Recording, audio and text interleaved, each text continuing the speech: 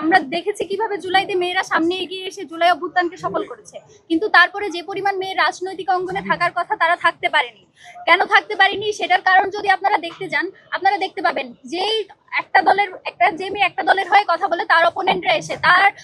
Comment box, তার inbox একেবারে ভাসিয়ে ফেলে, নোংরা শব্দ চয়ন, তার অশ্লীল ভিডিও বানানো, এইগুলো হয়ে আসছে গত জুলাই থেকে। তো আমাদের যেটা আফসোস সেটা হলো গত 16 বছর ধরে যাদের সাথে থেকে, যাদেরকে আমরা ভাই হিসেবে পাশে রেখে এত বছর ধরে যুদ্ধ করেছি, যাদের সাথে হাতে হাত রেখে, যাদের পাশে থেকে আমরা জুলাই আন্দোলন সফল করেছি, সেই সব ভাইয়েরাই যখন আমাদের সাথে এই ধরনের শব্দ চয়ন করে বা আমাদের ব্যাপারে এই ধরনের ভিডিও বানায়, অশ্লীল কুরুচিপূর্ণ কথা বলে, তখন সেটা আমাদের জন্য আসলেই কষ্টকর। এবং সেটা হচ্ছে আমাদের জন্য কি বলবো, আমাদের জুলাইয়ের একটা ব্যর্থতা বলে আমরা মনে করি। দেখুন গত জুলাইও কিন্তু এই ধরনের অনেক কিছুই হয়েছিল, যে ছাত্রলীগের যে মেয়েরা ছিল তাদেরকে বিভিন্নভাবে স্লাট শেমিং করা হচ্ছিল। সেই সময়ও আমরা কিন্তু মেয়েদের পাশে দাঁড়িয়েছিলাম যে মেয়েদের এই ধরনের শব্দচয়ন করা যাবে না, রাজনীতিকে রাজনৈতিক চিন্তা দিয়েই প্রতিহত করতে হবে। তো সেই জায়গা থেকে আজকে যখন এই সব কিছু হয়, আমি আপনাদের একেবারে দুই তিনটা ঘটনা বলি। যখন আমাদের ভাইয়েরা, ছাত্রদলের ভাইয়েরা যখন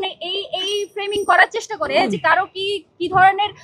কে কাকে সমর্থন করে সেটার ভিত্তিতে যদি কেউ নেতা হয়ে যায়, এই যে পোস্টেড নেতা সহসভাপতি কেন্দ্রীয় হাসান আল আরিফ, সেই যে আমাকে টারজান মাসুদের খাবার বলেছে। সেকেন্ডলি আমাদের মনসুরা আপা, আমাদের গত 16 বছরের একেবারে সহযোদ্ধা, যাকে আমরা সংগ্রামী নেত্রী হিসেবে মানতাম, সে যখন আমাদের ছাত্রী সংস্থার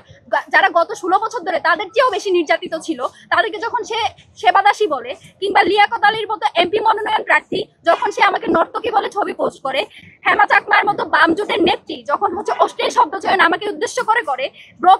ব্রততী চক্রবর্তী মৌলি, আশিকুর রহমান রোহান, যারা হচ্ছে নুমান আহমেদ চৌধুরী স্বতন্ত্র শিক্ষার্থী জোটের যে প্রার্থী, তার হয়ে যারা পিআর করে, সেই বামপন্থী লোকেরা যখন এই ধরনের কথাগুলো বলে, তখন আসলে আমরা কারো প্রতিবাদ দেখতে পাই না। এই দ্বিচারিতা, এই ধরনের হচ্ছে সিলেক্টিভ প্রতিবাদ, যখন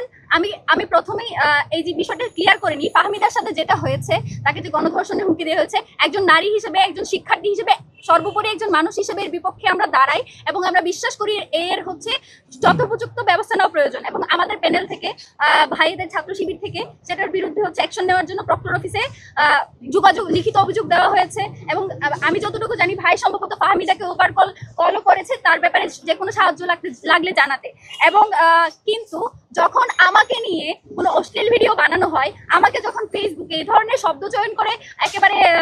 মানে স্লাট শেমিং তো দূরের কথা, সেক্সুয়াল হ্যারাসমেন্ট করা হয়, যখন উম্মে সালমা আপুকে সেবাদাসী বলা হয়, কেন সে হিজাব করবে সেটা নিয়ে যখন আমাদের বুদ্ধিজীবী মহিউদ্দিন মোহাম্মদের মতো বুদ্ধিজীবীরা হচ্ছে বিরাট প্যারাগ্রাফ লিখে, তখন তো আমাদের কোনো বিশ্ববিদ্যালয়ের কোনো শিক্ষক সেই ব্যাপারে কোনো একটা টু শব্দ করতে আমরা দেখি না। তো আমরা কি আপনাদের স্টুডেন্ট না? আমরা কি ঢাকা বিশ্ববিদ্যালয়ের স্টুডেন্ট না? তো আপনাদের এই যে সিলেক্টিভ এই যে প্রতিবাদ বলেন, যে দরদ, সেটা শুধুমাত্র এক পক্ষের জন্য কেন? যদি আপনারা ঢাকা বিশ্ববিদ্যালয়ে যদি নিরাপদ ক্যাম্পাসই তৈরি করতে চান, একটা যদি বারবার এই যে বলেন লেভেল প্লেইং ফিল্ড তৈরি করবেন, লেভেল প্লেইং ফিল্ড আপনি কেমনে তৈরি করবেন যখন আপনি আপনার অপোনেন্টের ব্যাপারে কথা বলতে পারেন না? তো জিতে আসলে তো আপনি শুধু আপনার দলের জন্যই কাজ করবেন, আমাদের জন্য কাজ করবেন বলে তো আমরা মনে করছি না। তো এই ব্যাপারগুলো আসলে অ্যাড্রেস করা জরুরি ছিল, কারণ যখন থেকে মনোনয়নপত্র কিনেছি আমার উপর দিয়ে অনেক কিছু গিয়েছে, এবং সবকিছু সহ্য করে এই জায়গায় পড়ে থাকার একটাই কারণ, এই যে এই জায়গায় আসা, এটা হচ্ছে যেই জনগোষ্ঠীর যে স্টেকটা, যাদের টাকায়, যাদের পয়সায় আমরা এখানে ঢাকা বিশ্ববিদ্যালয়ে পড়াশোনা করি, সেই আসলে জনমানুষের স্টেকটা আসলে বাংলাদেশের ক্ষমতায় বলেন, বাংলাদেশের নেতৃত্বে বলেন, সেই শরিকানা নেই। তাদের সেই শরিকানা নিশ্চিত করার জন্য এই জায়গায় আমি দাঁড়িয়ে আছি শক্ত হয়ে। এবং যে মেয়েগুলো আসলে কথা বলতে পারে না আমাদের মতো, যারা হচ্ছে কোনো রাজনৈতিক দলের হয়তো সেই সাপোর্টটা পায় না, বা একেবারে ক্ষমতার কাছাকাছি থাকাদের সাথে তারা থাকে না, তারা যে কথা বলতে পারে না, সেই কথা বলাটা জরুরি বলে এই জায়গায় এখনো পর্যন্ত এত কিছু সহ্য করে বসে আছি, এত কিছু